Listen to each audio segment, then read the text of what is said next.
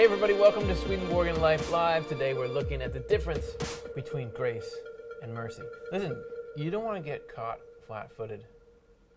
New people, new group of friends you just met, they ask you, what's the difference between grace and mercy?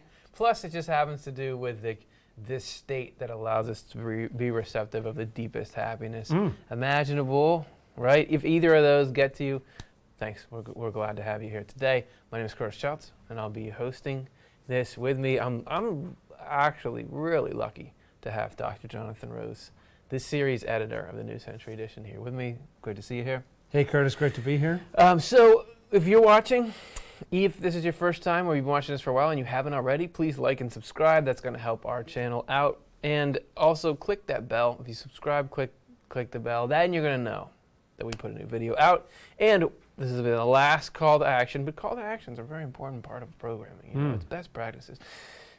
Get your elevator pitch ideas in. That is not something any other video does, but later in this show, we are each going to spend a minute thrashing and floundering, trying to, on the spot, come up with a good, solid explanation for something that's only a minute long in Swedenborg's ideas. You can choose what it is we have to try to talk about with no prep. So get that in there and we'll do it. Okay, this show, the difference between grace and mercy. And maybe you never even thought that these were things, and maybe you never ever thought that splitting that hair would do something for you, but it will. This is like the fundamental stuff of what it is to have a relationship with the divine being itself. And this question isn't something we just thought up in our lab. As always, this show is prompted by what you're all thinking about. So this was from a show that we did a long time ago, one of our good question shows, where all we do is get people together and try to answer questions. Yeah. You had so many, which we really appreciate, that we couldn't get to them all. And this was the question that we didn't get to in our show about karma, communication from angels, and Lake of Fire.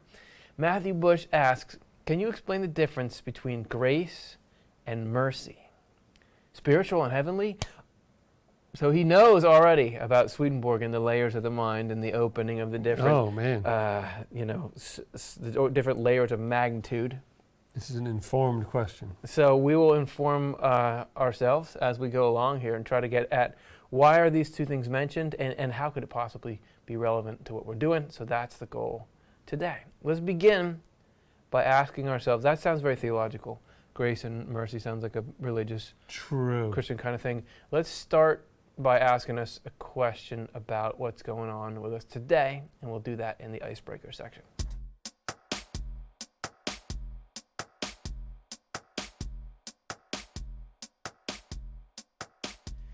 This is a little awkward because I said, like, grace and mercy is so theological, but this question is a pretty theological question. Well, I mean, it's got God in it. God is pretty theological. There's God in there. But also personal. This is a question you can ask yourself. If you have there's a broad swath of people who have some kind of conception of the divine. If you fall anywhere in there, here's the question that we are going to use to begin our journey into grace and mercy. Are there things you know you can't do without God's help? And answer it honestly, because this could easily be like, okay, I'm supposed to say, no, I can't do anything. But actually, it seems like everything I do, I just go and do, and God can't really help me do anything that I can't do. So what does it mean? Are there things you know you can't do without God's help? And so how does that pop up for you, and particularly in the idea of how God interacts with humans that Swedenborg puts forward? There have just been things in my life. I have kind of an addictive personality, and I've just found myself in different situations being powerless over certain kind of habits and things like that. And so those I feel really clear about, because I saw myself try to struggle and overcome those things by myself, and I just absolutely couldn't do it. Yeah. So there are ones like that where when you've really, really tried to figure it out, tried to change it, and you can't change it, then you sort of know, oh, okay, this is a miracle, you know, to be able to get free of that and not have that be an issue in the same way is a great thing. Yeah. And it does, after a while, you do start to think, this really applies to breathing, waking up in the morning, everything. Like, it's amazing to have a dream or to have a thought or all these things are kind of miracles. Yeah. But it starts with stuff that you've put your whole self into trying to control and you can't do it.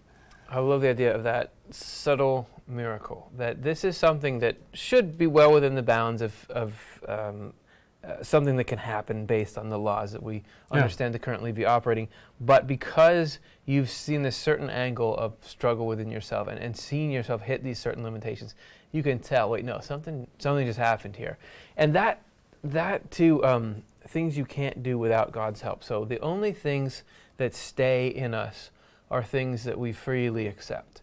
So these are things that we see for ourselves and believe for ourselves. If you're told a million times, like, you can't do this thing, God is helping you do that, but you don't feel it, then it can never stick. So I sometimes think this is why, and Swedenborg gives support to this. This is why we are allowed to thrash at things for a while. Yeah. And not achieve them. And because I've got this Swedenborgian concept that actually, and this is a really intense one to chew over, he says that all good, so, and good, you could put it as like everything constructive has to come through you from God. You can't actually generate positive change without God. Everything that works, everything effective. Yeah. So to me, where I feel like I see this, are the things you know you can't do without God's help? Yes. Increase the amount of order in my life. Because I like that. I will, I'm deep immersed in these concepts of Swedenborg and trying to apply them in practice, and I'll definitely hit these great peaks of this works. This is just plainly, obviously how things are. This is an amazing piece of leverage, and it's coming down into practical things. Like, this is inspiring me to beat back the negativity in my mind, to be more productive, to be more happy. Everything that would lead me to be like a better functioning human, it just works. And I'm able to sometimes keep it front and center, but then I get lazy, or I get distracted, or I feel like, oh, I don't really need to do that, and I just can't. Like, there's things that I've been trying to get organized about for years, and maybe something that I've learned out of it is you can't bootstrap yourself into the next stage. That bootstrap is a great image, isn't it? That you really can't lift yourself into the air, and there are things you just can't do for yourself. And not that I never made progress, but as we're going to see, to start to develop the attitude of like, thank you. Like, I know you just nudged me forward, even though I'm being left in this freedom to feel like I didn't see your hand come out and do it. Right. That's actually really key to what it is to develop heaven inside yourself. So let's take a look now. And I don't think I said this. You guys, what are your answers? You probably, if you've watched the show enough, you should be writing answers to that. Are there things you know you can't do without God's help? Write them in the chat if you haven't already. We'll be compiling those. That's and right. at the end of the show, I want to see whose answers are better. Your answers or our answers. And we'll have a big competition. It's all a competition. We want to get your perspective. Okay, that's exciting. We've got that in mind. Now, with that there, so somehow this is going to tie in to grace and to mercy, and we'll see that begin in the setup.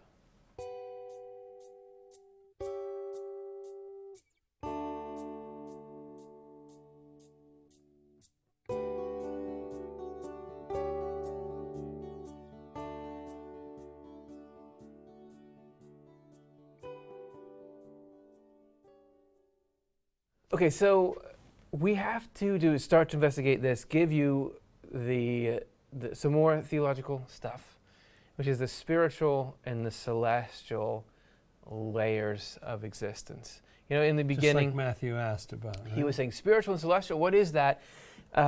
It's two different. One way to look at it is two different levels of opening up to the influence of the divine design of God. And it's like you can have, we always use the metaphor of, well, let's use Wi-Fi connection, right? There's Wi-Fi, it's all over. It is all over. But your computer doesn't benefit from it unless you click the buttons that somehow open it to that Wi-Fi. So it becomes receptive. Yeah. I don't know how it works. I don't know if it's opening, but functionally it is opening in some way. So to open up to God on one level is spiritual. You start to get the spiritual mindset to open to God fully with your whole mind. So think of it like not just on the level of your tissues, but down to each cell is open. Then that's what celestial is. So Swedenborg makes this interesting distinction that there are spiritual and celestial heavens, and that they're both great. Listen, they're way better than what we have here. You're not going to get to spiritual heaven and say, well, this is lame. This is I'm plateauing. I'm having a midlife crisis. It's okay. But It's just phenomenally beyond anything we can imagine here. But yet he says the celestial heaven is an even deeper happiness. So why? That's key to the whole what's the difference thing. And you do have spiritual and celestial, are Swedenborg's terms, and now we're looking at these biblical terms, grace and mercy. And they tie together, but first to ground ourselves, there are grace and mercy, that is actually in the Bible, right? they're in the Bible quite a bit. Yeah. That's right. Let's just pick some examples. Say, At let's random. have 5 quotes about grace. Oh, that's good. And they just appeared. Yeah. Let's Your read lips them. have been anointed with grace since God has blessed you forever, in the Psalms. I'll pour out on the house of David and the inhabitants of Jerusalem a spirit of grace and supplication. Supplication is like asking for help, isn't it? So we're starting to get a little Zechariah 12. context, Little context there. a little word association. Out of his fullness we have all received grace in place of grace already given. Grace and peace to you from him who is and who was and who is to come. And the grace of the Lord Jesus be with God's people. Amen. Yeah, two powerful ones from Revelation. Yeah. So that's very interesting. And then there are biblical quotes about mercy. We'll just pick another handful here. May your mercy come quickly to meet us, for we are in desperate need. Not just supplication, but desperate need. Okay, you know. okay. In his love, important word, and mercy, he redeemed them. He lifted them up and carried them. We're already starting to see a slightly different application in the literal sense here. A different kind of feel, Yeah, wouldn't you different say? vibe, yep. What does the Lord require of you? To act justly and to love, there's the love word again, love mercy and to walk humbly with your God. So desperate need, humble, Yeah, and Right? that's such a good one, like a 6-8. because of the tender mercy of our God, by which the rising sun will come to us from heaven. And blessed are the merciful, for they will be shown mercy. Okay. Those are just some biblical quotes. But this still begs the question that Matthew posed to begin with. What is the difference? So obviously they're both things that come from God, Yeah. right? Like it's the grace of God and the mercy of God. They're both things that flow down from God. Why would you have 2 different things that would come from God? Well, of course, it's because there are distinct auras that emanate from God through the whole spiritual world and the whole natural world. Oh, did they click away? They don't want to. Okay, this is we're going to get into some metaphysics here. That this stuff is not just words describing different aspects. It's not just interchangeable. Oh, not just semantics. Semantics, exactly what I'm talking about. These are distinctive technical things that you could measure. Oh, there's grace, there's mercy. So there's these auras that are emanating from God. If that sounds weird, think about the sun. There are auras that emanate from the sun. Yeah. We call them heat or light or whatever else comes out of the sun. So just like the earth, there's a ton of stuff coming out of the sun, but not all of it reaches the surface of the earth because there's Earth's magnetic field. True. The atmosphere is at play there. Our distance from the sun, so the coronas don't hit us, whatever. There are... Right. Our electromagnetic field blocks certain things from happening. And ozone layer that's blocks right, certain and things. filtering and temperature modification. So just like that, which is actually a correspondence, like the sun is emanating stuff out, and the state of the Earth's auras, which would be atmosphere and electromagnetic field and other things probably, those affect how the Earth receives and what the Earth receives from the sun. So the state of our own personal aura, which is really, according to Swedenborg, the state of our own heart and mind, that affects how we receive this stuff from God. It's almost like your own personal electromagnetic field that you are either receptive to something that's coming from the sun, or you're blocking it or changing it. And you could think, oh, we're talking about things that are, mental and emotional, but kind of painting them like they were physical things. But in the spiritual world, mental and emotional stuff has substance to it. So it is actually things. And Swedenborg describes this here in Spiritual Experiences. 3344. I experienced a visual aura. before I knew what an aura is, namely an aura of grace, Oh, like a golden yellow atmosphere, reddening when it was one of mercy. oh, hang on. Now, wait a minute.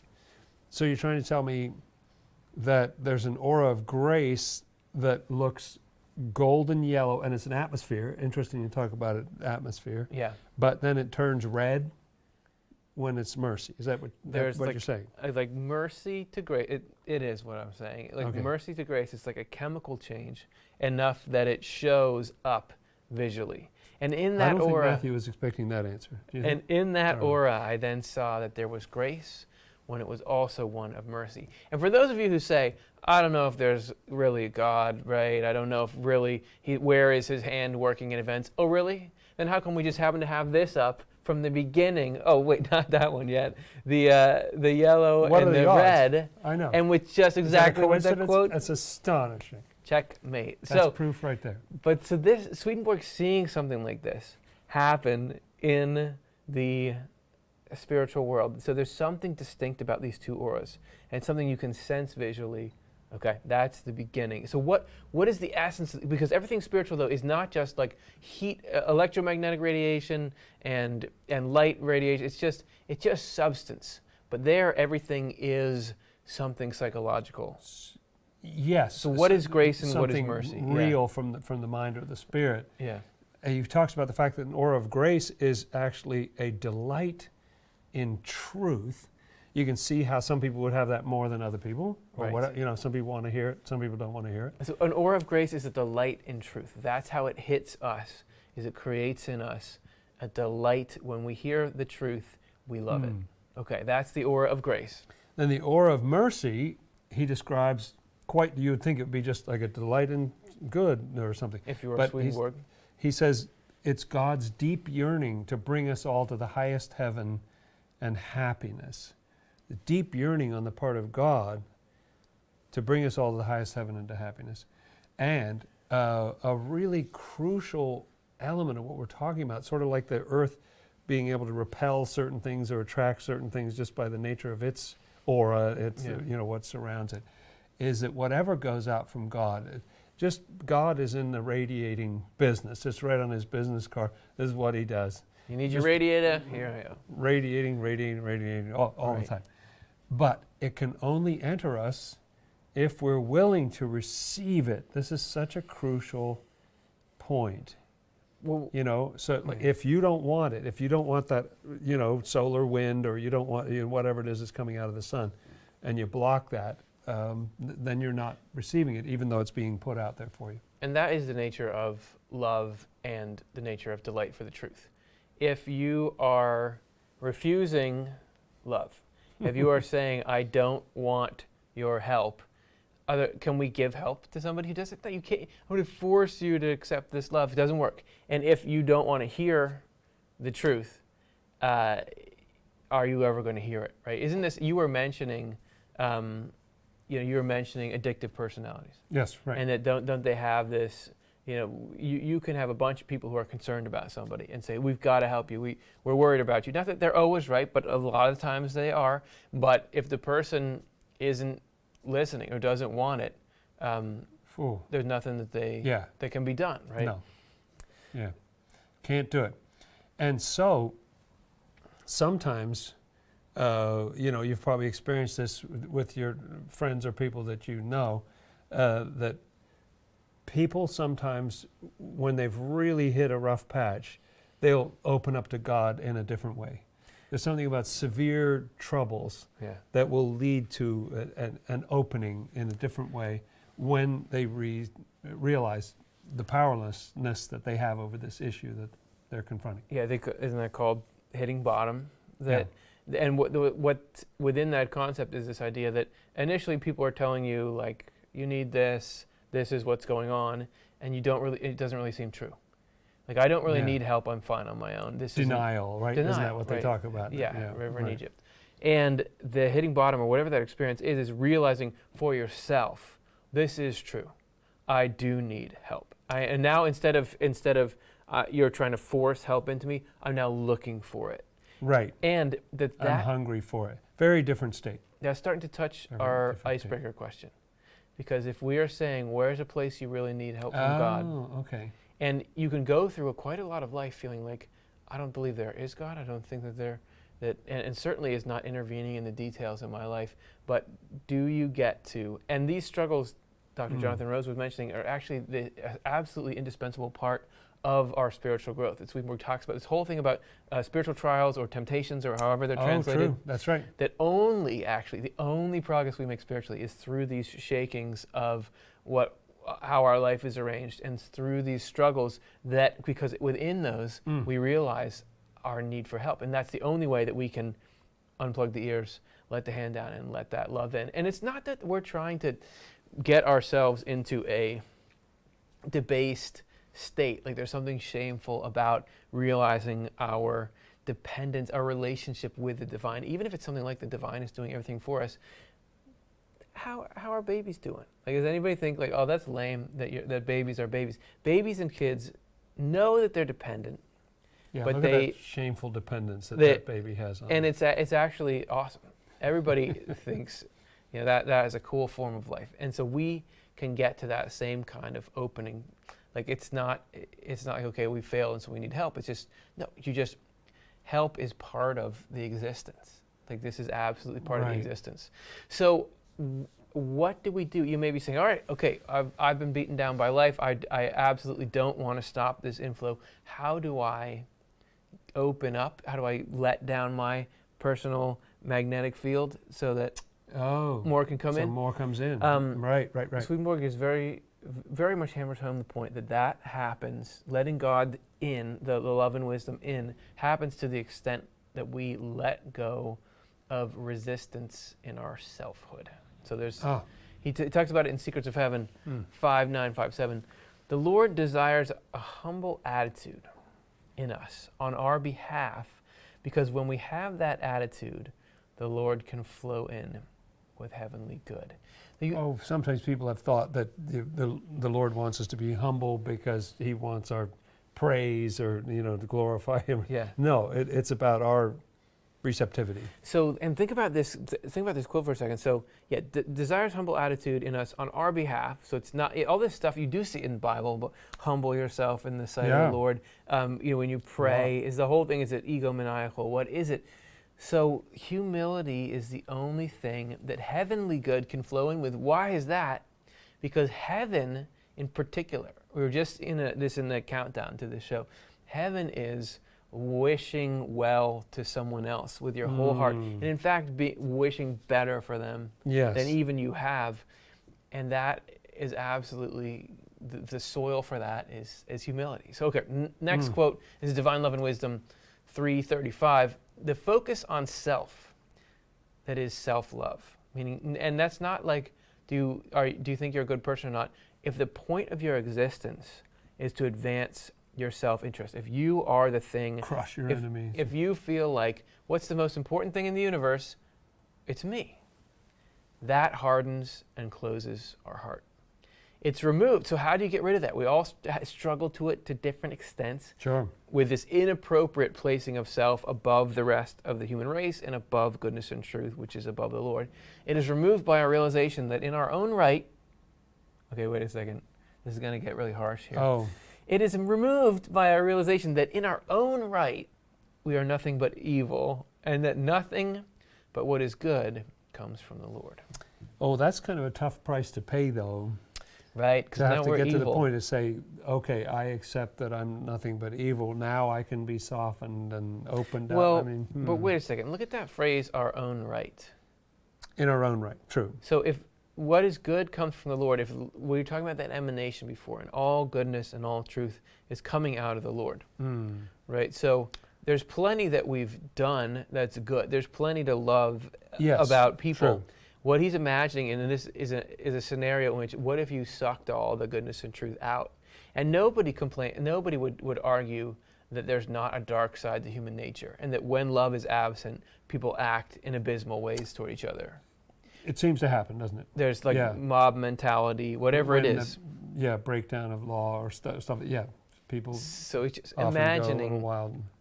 Just understanding the role of that it's that goodness that stirs your heart and is good, and the truth that enlightens your mind, that's coming from somewhere. That is, you're a baby, and this is God holding you and feeding you. And Yeah, right. what does this do for you? This yields the softening of heart and humility from which reverence and worship flow. Makes me think of those passages about the supplication Yeah. and the being in need and the humility and all that. So that the Lord may bless us out of his love. Okay, though what's the whole point? Is that we become happy, right? When he bless us out of his love. And since this is what he loves to do, our receiving it is the joy of his love. Yeah, what's easy like, yeah, great, now you think you're no good and now I'm happy. But understanding when you get that, the arrogance out of there, when you are genuinely thinking about, you're genuinely do not believe you are greater than the rest of the human beings, then God can give us what's actually joy. Can actually give us this state of heaven, which is so much happier than the state of winning the Super Bowl or doing anything that we feel like would be so great for the ego. That this heavenly happiness is so much greater. And when the Lord can hook us up with that and give us this life that's got this immeasurable joy in it, that's when God is happy. Because that, and look at that, if that's what making God happy, what's God's ultimate happiness? Is it like with the realization that I'm God and I'm super great and when everybody prays for me? God's greatest joy is giving us the greatest joy possible. And so that, of course, that's what heaven is. That is so awesome. So Swedenborg gives an interesting answer to, like you think about this whole grace and mercy thing that we're talking about That's tonight. what we're talking about. Really, the difference is not in God, it's in us. And so being open to an aura of grace, Swedenborg would define as a spiritual state, just as Matthew's question suspected, Right. and being open to mercy is a heavenly state. Let's read a little more about this in Secrets of Heaven 24:23. People who respond to truth cannot lower themselves. So this is talking about people who are responsive to truth. This is sort of the spiritual side of it. Yep, aura of grace. They cannot, this is something interesting, makes it, they're incapable of lowering themselves enough to acknowledge in a heartfelt way that everything is a gift of mercy. So they speak instead of grace or favor. That's interesting. So now we're starting to get to it, I think. Yeah. Because, like, there's one thing to think, you know, two equals would say, could you do me a favor? Yeah. Could you pick me up after work or something Yeah. like that? You know, but mercy would be like, I am destitute, I've got nothing, you've Yeah. got to help me. You know, it's a different kind of attitude, isn't it? So I'm in favor that hey, here I am living my life, and I'm doing it self-generated, and it's going great. But now God is showing me favor, so things are going even better. Thank you so much, really appreciate it. Versus mercy, feeling like you saved my life, like you are everything. You're This is, everything. and just saying, those are the Not two different part states. of it, Right. everything. Right. Oh, I love that. The more meager their response to truth, so there are some people who respond a lot to truth, but the more meager that is, Right. the less humility they feel when they mention grace. So there's even within talking about grace, there's a lot of humility, or not much humility actually, Yeah. in talking about that. On the other hand, the stronger a person's response to goodness, not truth now, but the goodness, the more humility that person feels in mentioning mercy. From this, it's evident how much the reverence and therefore the worship of a person who loves truth, spiritual kind of person, differs from that of a person who loves goodness. Yeah, and Very you interesting. can feel this. I mean, you can feel it at times. When there is a spiritual truth that I feel like I get and understand, and it is this total revelation about, okay, yeah, look at this. We're all on the same side in this way, and it's the realization that everybody is a person, and we're trying to work to bring them their happiness. You do get in this state where you just feel like, wow, I don't want to be anything puffed up enough that I impede anybody's acceptance of this communal truth. You just feel, you just get in this state where you feel like like this humility of like, that is so great, I don't want to touch it. I think about when there's something that I love in nature, when I see like an amazing ecosystem Yeah. or something, you don't ever feel like boy, if I could get in there with a pen, I would design this kind of fish that would really make this better. Yeah, you just love it, and you want to let's preserve it and let's let other people see it. Like that's the feeling of it, and I think it's the same kind of thing that you get this you're not like aching to put yourself in it. You're aching to participate and bring joy, bring that joy intact to other people, which has got to be part of that state. Words like awe and mystery come to mind. Yeah. Of just like, this is stunning. Yeah. It's a fun state to feel. Okay, that's the setup. We've started to think about that was only the spiritual, start? heavenly. Oh yeah, we still got 4 hours to go. Okay. That was the start of the spiritual, heavenly. We're starting to talk about grace and mercy. We've got this confusing thing about people. We have to acknowledge that we're evil, and it's going to get worse before it gets better here in the quotes we're about to read. So I'm going to stop prefacing it. Let's go now to our 3 seeds.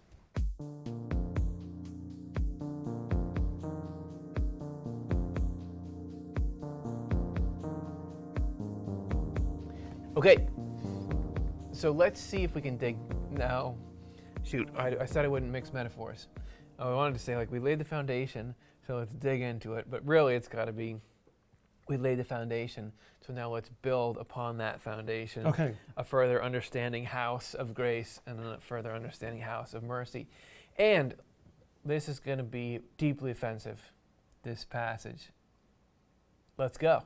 So we'll unpack it as we go. Swedenborg could never say something offensive. If you don't like getting called evil, this passage is not for you. But I think we can get through to it to a point where maybe we love it. But we'll see. Maybe we hate it. Maybe we don't hate it. Secrets of Heaven, 981. This guy was in charge of the translation team that gave us this. So send your mail this way. That's right. The Lord is present in each of us. But the further we distance ourselves from neighborly love, the more the Lord's presence is absent, so to speak, which is to say, the more remote the Lord is. And because what is the Lord? We talked about it before. The Lord is this love of giving joy to other people. Right.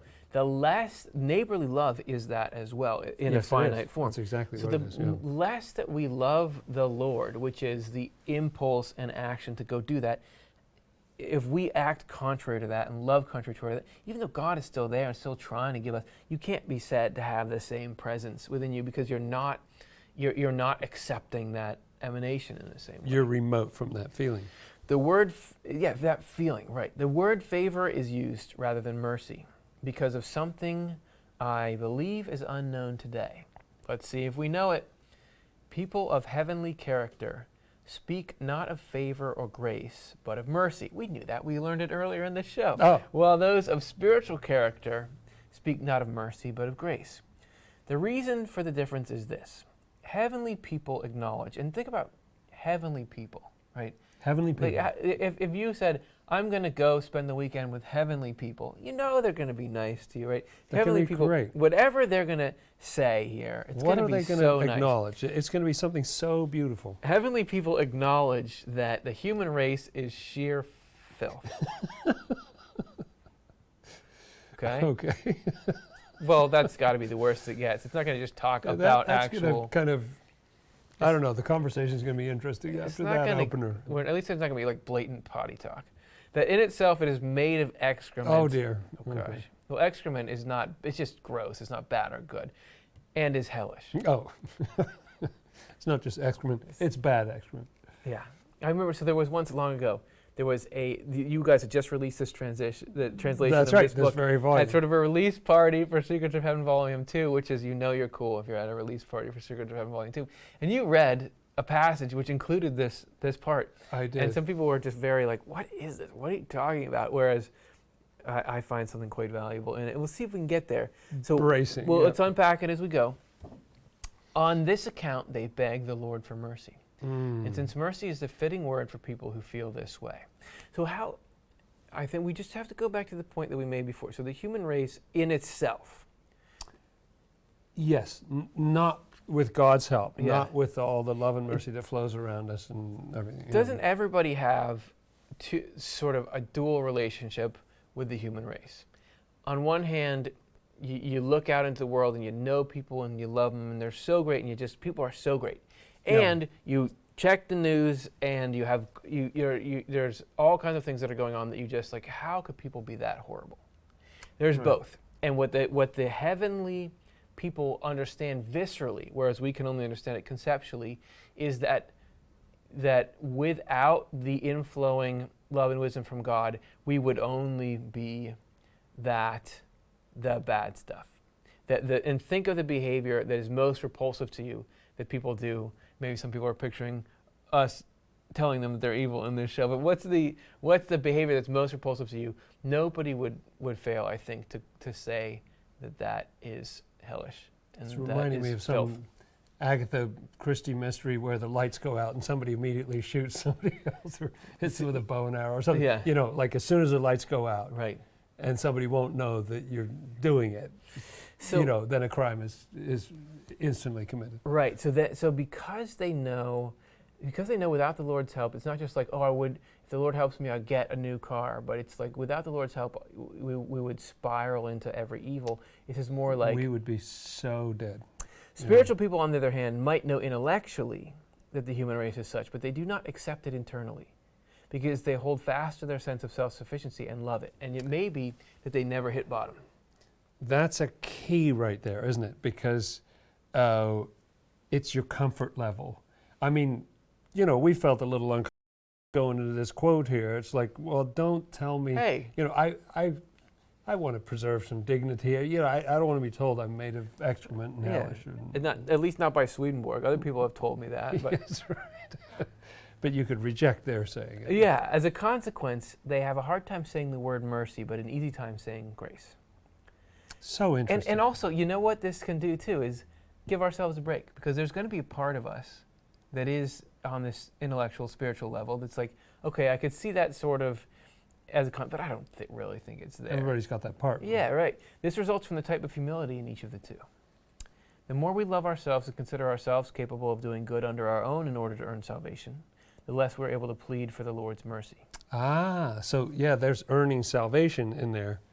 So you're not going to plead for mercy. If it's something that, hey, I did A, B, Yeah. C, D, therefore I deserve the good. So you get the prize, right? But it's also as well like what campfire are we gathered around? Like, what is the human experience? Are we here to do awesome things individually, and as such, there's some sort of hierarchy? Is the story like, look how cool I am, look how cool that person is, and that person and the rest of you are not as cool as us, but look at how cool we are?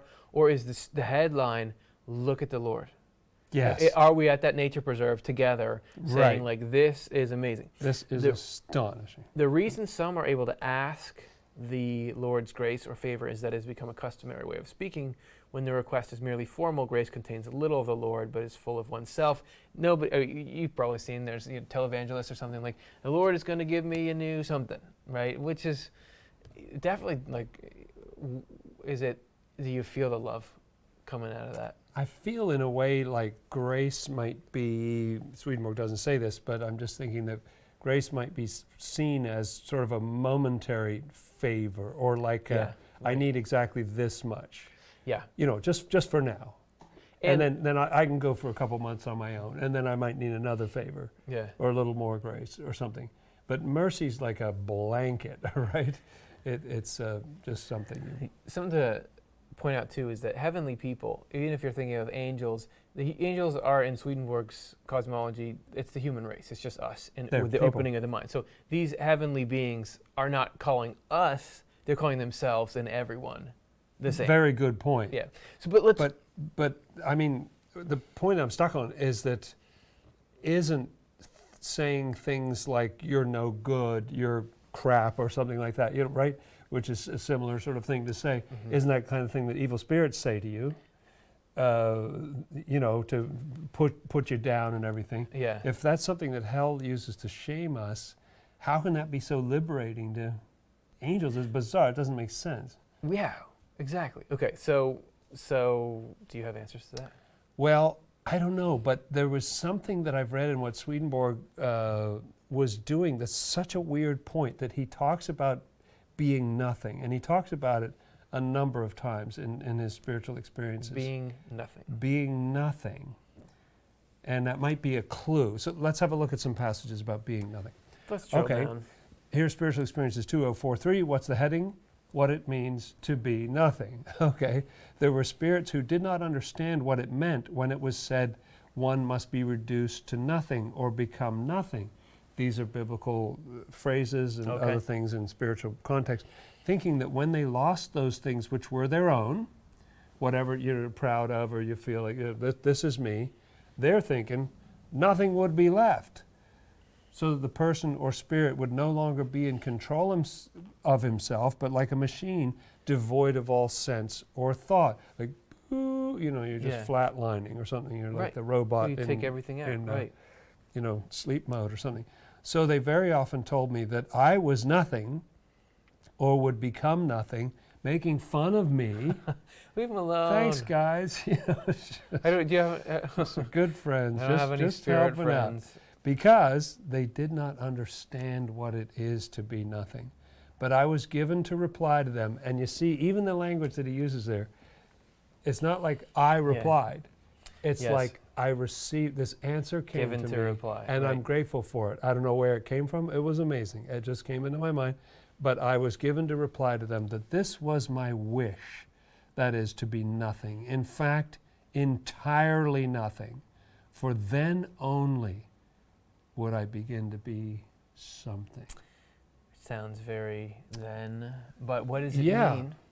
Yeah, I mean, who knows? It's a very interesting idea, but it's as if you have to get to that point of saying, maybe it's about the lower self or something. Yeah. Let's look at another Well, passage, see if we... I would say Swedenborg is saying he's in this state.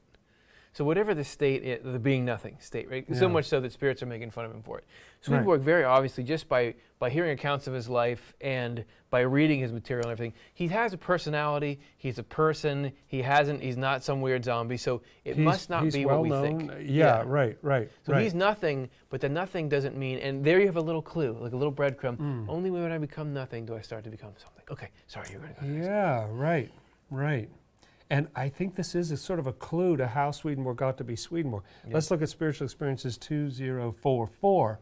Afterwards, just continuing, they were instructed that nothing meant that one would lose all that is one's own, that is, one's own desires, and thus iniquities.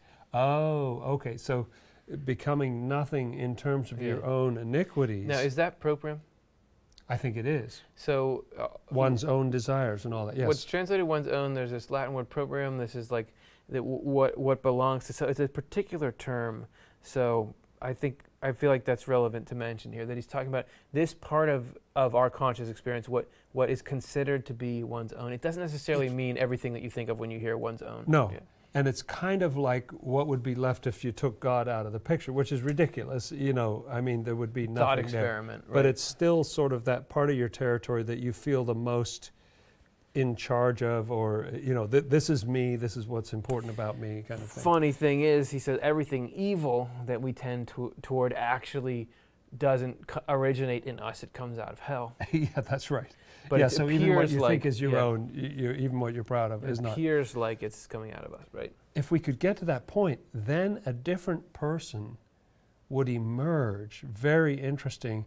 And that makes me think again of the things that we were talking about earlier, when people hit bottom and then they go through a change. It's almost like those New Testament miracles where they're clothed and in their right mind. Like then you become a very different person because that part of you kind of died in a way. And I'm a different person now than I was when I was 15.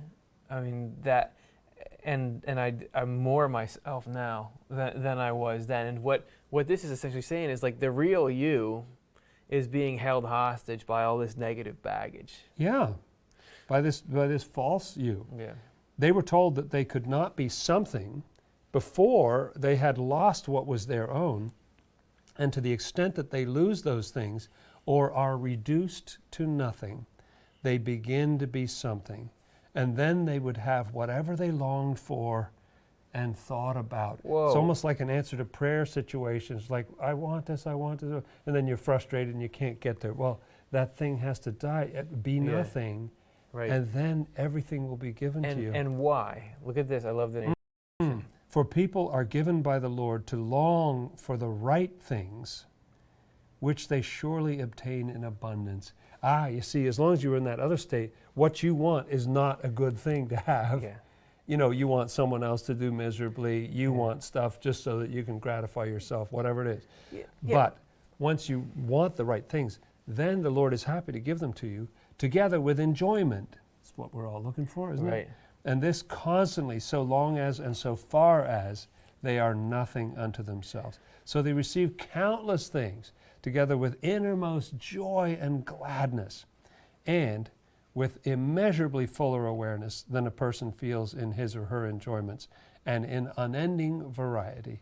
The sensation and awareness which they had thought would be gone, then also increase unendingly when the sensation and awareness of enjoyments from their own loves cease. So it's almost like that moment at which you sort of stop, you cut off the feed from this, part, Yeah. and then the other signal starts to come in from here. And what you're loving is different, Yeah. and it's able to be blessed. Prayers are able to be answered. You feel more like yourself Yeah. after you go through this.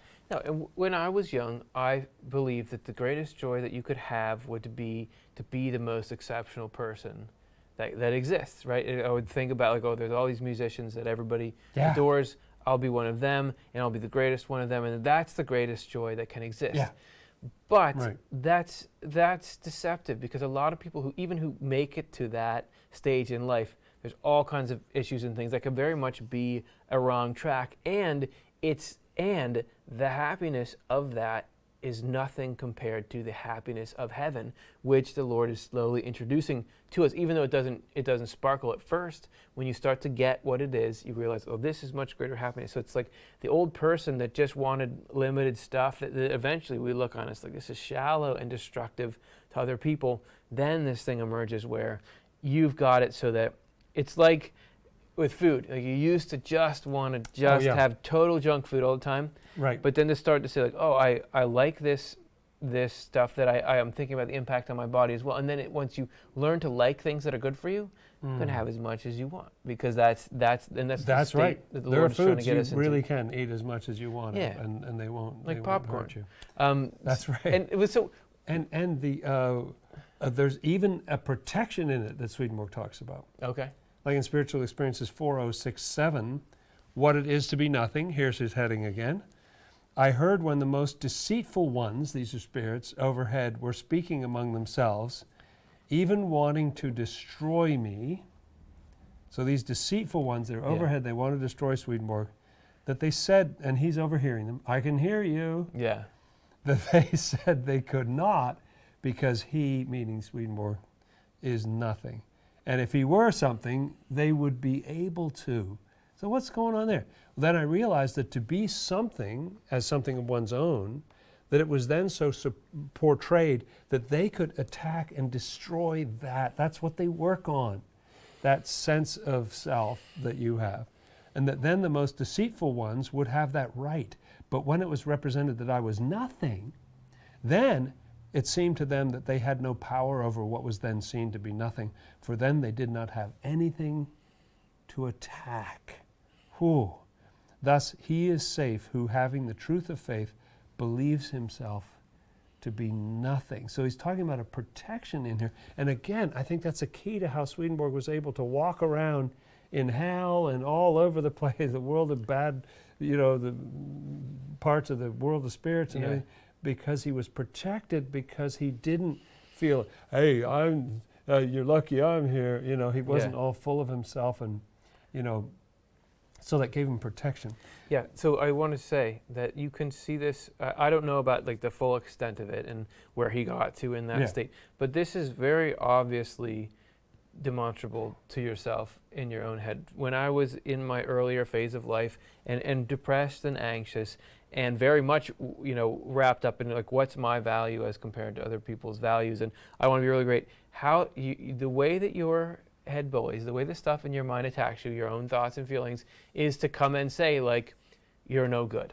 And when your life consists in how good am I, right? To hear that is really It's devastating. is devastating. Or it's like, watch out, this person said something that made you look like a fool, and now we can replay that over and over, because what's the worst thing that can happen? It's you looking like a fool. And when your trajectory is all like, it's constant conversations in your head, are things going to turn out for you well? Are you going to have this or that? When those same things come, and you say to them, you're able to have built up the affection for truth, where you can say to them, like, you're no good, and you're just like, well, I'm going to be what the Lord wants me to be, and the Lord loves me, whereas you are all trying to kill me, essentially.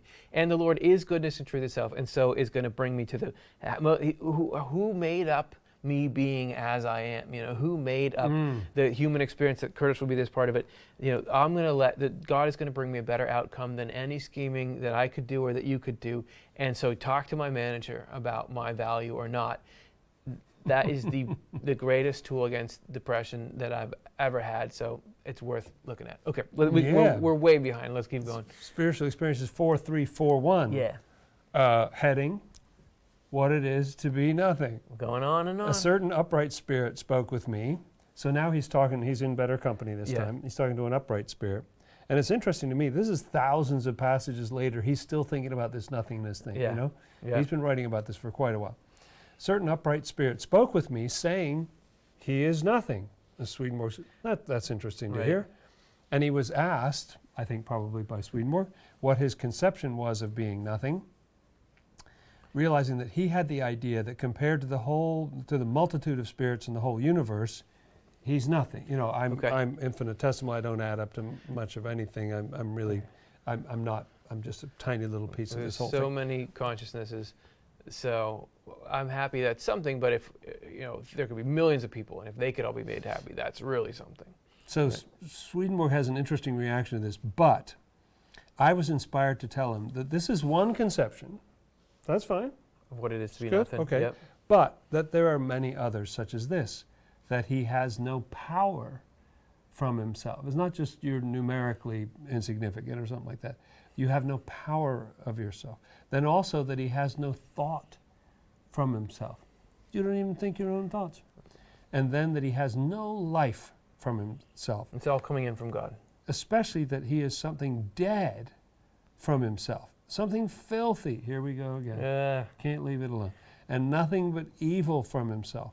Thus that all goodness is from the Lord. I just think Swedenborg really learned this in a visceral way, In the biosphere, all energy is from the sun. It's not. Yes, it is. It's not a foreign concept, right? That's right. These, I said, are several ideas of being nothing. There are some other, ideas of how to be nothing. And I think Swedenborg had checked all those boxes at some point of realizing, wow, I don't have my own thoughts. I don't have my own life. I exist at the good pleasure of this infinite being of love and wisdom. And it's a miracle when I wake up every morning. Well, so it almost seems like Swedenborg had lost a certain part of his life, but he had found this amazing new life in which he's happier and more with it than before. Could this be why Jesus Christ says plainly, whoever loses his life will find it? What does that mean if it doesn't mean this? Why is he saying whoever will lose his life? The life of that ego, the life of feeling that you're the king and queen and you rule the universe or something. Right. So what can emerge if we lay down the stuff that's blocking the grace and mercy is heavenly love from the Lord, which is our true, is actually who you are, that person in there that's trapped. There's Secrets of Heaven. Swedenborg talks about it. The outer self is only a kind of tool or organ, in itself devoid of life, that receives life from the inner self. And what's the inner self? What's our true self? This is 1594. Our inner self is simply mutual love. The qualities of the inner self are the Lord. So the best self, who you really know you want to be, or what's the potential in you that you don't even realize, that is the inner self. That is the Lord working with us. So to get that and acknowledge that, the more that we know how much we need the Lord, or we are interacting, understanding our relationship with the Lord, the less we have this blockage to actual happiness, and the more our own deepest identity and happiness can be set free. This is our last seat here, Divine Providence 42. The more closely we are united to the Lord, the more clearly we seem to have our own identity. So this losing the life is not losing your sense of who you are. It actually is gaining more of a sense of who you are. And yet, the more obvious it is to us that we belong to the Lord. So all this stuff, oh, the Lord gives us life and thought and all that, it doesn't make you feel like you're less of a person. So just know that about the nature of the actual reality of our partnership. Said then you can first be something, like you're more of something afterwards. And not something like there's no me, you feel more like there's you. Since people who are united to the Lord are neither willing nor able to think and intend what is evil, the outward appearance leads others to believe that this amounts to a loss of identity. Okay, if your life consists in wanting to do from evil, the outside, and you feel like, wait, where did you go? You don't find evil things appealing anymore. Well, you're just a zombie. Whereas it can be such a liberating thing, yet is the exact opposite. Our ability to think and intend what is good, and to say and do it when circumstances permit, comes from heavenly freedom. Union with the Lord makes us feel that we have freedom and therefore identity. And the closer our union with the Lord, the greater our freedom and our identity. Just in case you are worried, this is about erasing you. The reason our identity seems clearer is that divine love, by its very nature, wants to give what it has to others, which means to us on earth and all angels.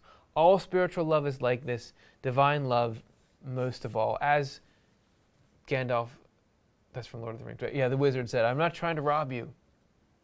You know, God is not coming to say, you have this good life where you feel like you're yourself, but come here and just be a little extension of me. Like, this is all the baggage gone and all the good stuff amplified.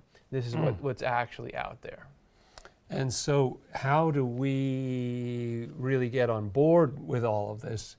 We have to consent as if of ourselves on behalf of goodness. So in other words, we reshape our lives along those lines as if we were doing it.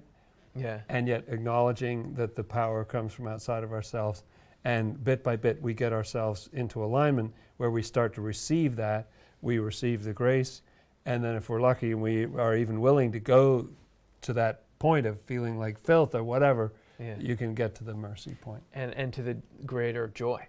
The greater joy and the greater sense of having a self, and yet it feels like that it's a gift from God. Even who you are is a gift from God. That somehow, that life that has that acknowledgement in it of the negativity of the self without God, you are much happier than we are right now. Do you know what gift of God is in Hebrew? No. Jonathan. Just It was here the whole time. It was here Just saying. the whole time. For more about this idea, I can't believe I got this gift from God. Isn't he though? So to get this idea in a full hour episode on its own, see our show, How to Find Your True Self, and how this is really about empowering us to be what we really should be. Let's let that all sink in now. It's time for our correspondences meditation.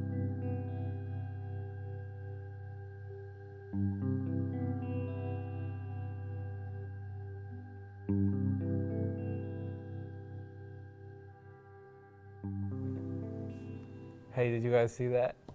There's a little Easter egg there. We saw it. Anyway, okay. Just watch it back later and look in the corner there.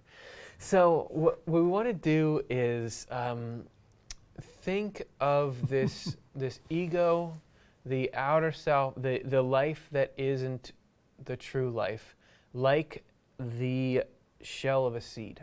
Like it has a function, but when we want to let the actual it's got a job. It's not the living part, right? When we want to become this living thing, we let that split open and let ourselves come out.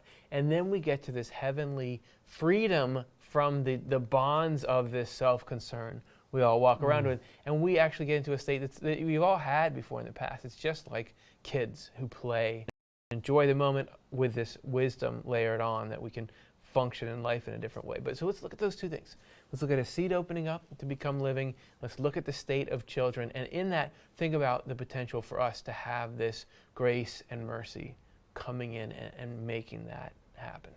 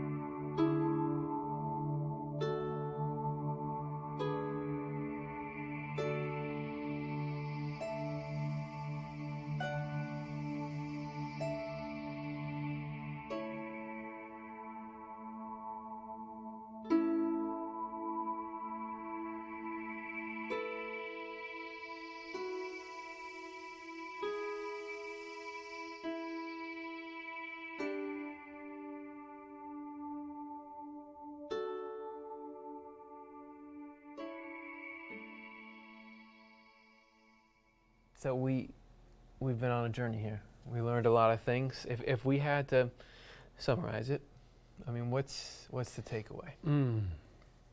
Well, I'm so interested in the fact that the difference between grace and mercy is not really in God, it's in how we receive that. And that our level, there's in a way, a kind of a high price to pay to get to the mercy level. There's a kind of having to really let go of any idea that you're something special or what, you know what I mean? You really got to come to a pretty low place to get there. But if you break through to that, the joy and the beauty that's in there is incredible. Yeah, right. And that you actually are something special. It's a different kind of special than you thought. And yes, and God-given instead of just located in your, like, I'm amazing because of me. Yeah. As opposed to, I see how God is creating this person and endowing this person with certain attributes and being useful to people through this person, and it's a miracle. It's all a miracle. And it's a journey to go on, but play with it in your mind. Just see, because I definitely feel like there's fuel in there for a lot of good transformation and a lot of freedom from the stuff that we deal with. Now, speaking of being trapped in terrible states of mind, it's time for the elevator pitch.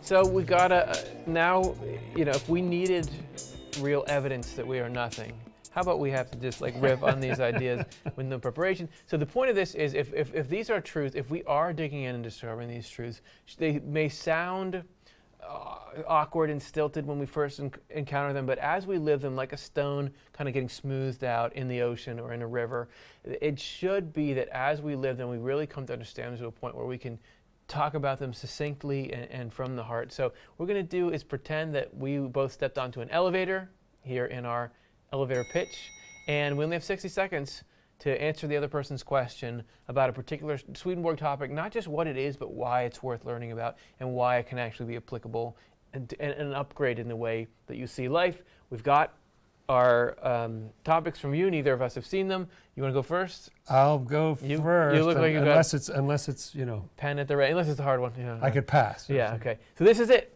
Profanation. Whew. Great. The most, the fun, right. the least fun concept in Swedenborg. Okay. So we just got on the elevator, and I said, "Hey, aren't you Dr. Jonathan Rose from that show? Hey, what's up with profanation, man? Can you tell me?" All right. Here we go. 3, 2. The Bible talks about profanation. It talks about abomination and various sort of scary sounding things. And there's imagery about being cast down into the lowest hell and things like that. And Swedenborg explains quite a bit about this, that it's interesting that you remember this passage in the book of Revelation where it talks about, I wish you were either hot or cold, but since you're lukewarm, I'm about to spew you out of my mouth. It's about that lukewarm state. You see, good and evil are enemies to each other.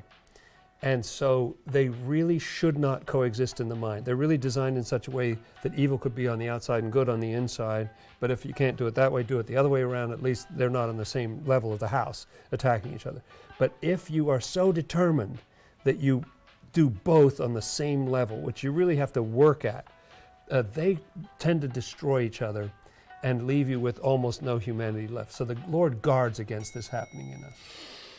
Well, then I won't do it. Good. No, that's great, and it's a good way to put it. To get him on the same level, and you see little elements of this in, like if you use, let's say you use innocence in some way to harm, or you use particularly use like religious concepts to dominate people, to abuse, or yes, you're mixing what should be good with evil something intent. Something very good. Yes. With something very bad and heinous. And you just see the ripple effects from that, because it harms people in a very deep way, and it gets people to dislike something that they should like if it wasn't. So it has all this harm done. So naturally, it's this thing that you really want to steer clear of. And I think God is serious that a better outcome is just go ahead and be evil. Don't. Right. That's a better outcome, because you're not these two opposite things mixed together. Right.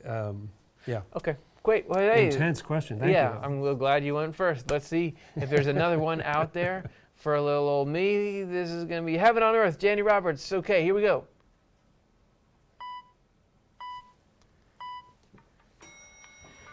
So heaven on earth is a thing that let's say we all started loving each other all the time, right? Everybody wanted the common good, and that would be heaven on earth. Well, heaven on earth is actually a composite thing. It starts in you.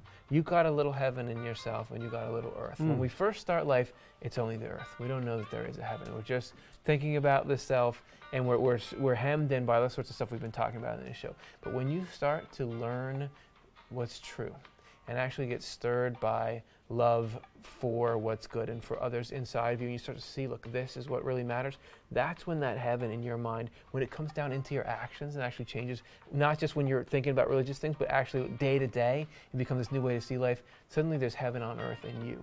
And when you meet somebody who's got that in them, and you see the way that they treat you and the way they talk to people, then that starts to really show, oh, this is the way life could be. And when everybody makes that little journey on their own and comes out of it just loving service and wanting nothing more than to pursue that, think about what that would do to all of life. That's heaven on earth. Nice. It's a quick 60. I like that. Okay. That's very good. I like the way that you talked about that the individual, because it is made up of a number of individual. Yeah. So that both makes it difficult to get there, but it's also pretty cool. And I imagine it would have a reinforcing effect if you had more and more people who are in that state. But each individual can do something about it. Yeah. And create that, and then it radiates out from there. That's very cool. I like Cool. Thanks, guys, for the great topics. And let's now go. We're going to do our ice melter, where we get to your answers to the questions in the beginning. But first, we are a not-for-profit entity. The way that we can do this stuff is by contributions from all of you. So here is a little bit on how you can support us make this programming. We want the ideas and insights we cover to be available for free to anyone, anytime they need them. As a nonprofit, we depend on donor support to continue to create high-quality programming. Any gift you give joins you to the central network of people in the world who make our work possible. You can deepen the significance of your gift by making it in memory or honor of someone special in your life. This could be done as a one-time gift, recurring monthly, or run as a special fundraiser for your circle of friends and family. Go to otle.causevox.com and follow the prompts to make a gift in whatever way is most meaningful for you. Your support helps the ideas in our content reach and nourish thousands of people every day around the globe. We couldn't do it without you. Give if you can, receive if you need. If we cycle through in this way, in the end, everybody wins.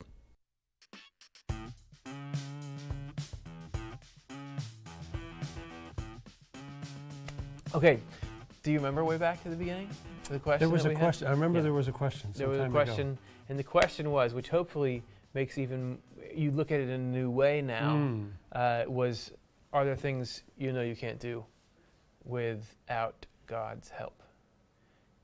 And let's see what people thought about it back in the beginning. What was the answers from the audience? For myself, everything.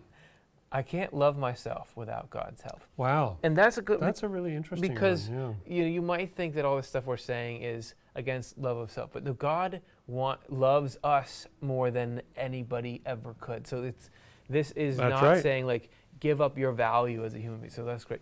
Having peace from knowing the long term will be okay. That's tough, right? Yeah. Find my way back home from where I came. Get past my ego reactions to the world around me and live, of course. Exist. When you lose someone really close to you, you realize that the common saying, every day is a gift, is a statement of the purest truth. Everything. I love the sweeping answer. They're really great. It really helped me to realize that I can't do anything without the Lord. I know I can't deal with personal loss without God's help. He has inspired me always to have faith and be strong for others when I've felt totally bereft of either. Nice. Stop worrying, right? If that stuff is on auto, repeat. Avoid temptation. Yeah, that's right. I can't deal with my husband's death without God's help. You can't deal with grief without God's That's help. right. Empathizing with others when they're behaving badly, especially if they're attacking and making me angry. It can be That's so impossible. like, what? That's Love your right. enemies. What? Those are great. Thank you, Oh, everybody. Wonderful. Love taking this journey with you. And if you have further thoughts now that you've seen the show, leave them in the comments. Or if you were just watching this afterwards and weren't able to participate live, leave a comment here, because we want to be able to talk this stuff over, smooth that stone out like we're talking about, and really get to how is this showing up in people's lives? Because if this stuff is accurate, if it's true, you should see it in yourself. Other people should see it in each other, right? So again, like and subscribe if you haven't already. That helps us. Click that bell. And what we are going to do, as a thanks to all the support you've all given us, is keep making shows. And we're going to be right back at it this week. We got 2 episodes of News from Heaven. We made sure they rhymed. On Thursday, we're going to have 4 groups of angels discuss God's breath. And on Saturday, the state of married couples after death. That's fun that they rhyme. Yeah, and both amazing insights, not only into life after death, but what that means to us day to day. The short clips are back as well on Wednesday. We're going to look at, can you dwell in the house of the Lord? Oh, What does that mean? And on Friday, we'll take a look at sculptures in heaven. interesting. And next Monday, we've got our Good Question panel show. In case you had any questions that we didn't get a chance to answer, show up. We have a panel of people that will talk them through with you. The following Monday, we continue this season of Swedenborgian life with what happens to your mind when you die. How different is it to be out of the physical body and into this life after death? That's what's coming up. Thank you, everybody. Really interesting. Thank you, Gift of God, and Dr. Jonathan Rose, series editor. We appreciate having you here, man. I loved hearing your It's insights. been really fun. Good. And it's kind of blown my mind, I have to say. You all blow our mind as well. Thank you so much for being a part of this and participating and making it happen. It's a great joy for all of us in the team to get to interact with you. And let's do it again real soon. Swedenborg Life Live is Curtis Childs, host and showrunner, with co-host Jonathan Rose. Live stream tech and graphics by Stuart Farmer and Matthew Childs. Show writing and chat moderation by Karen Childs and Chelsea Odner.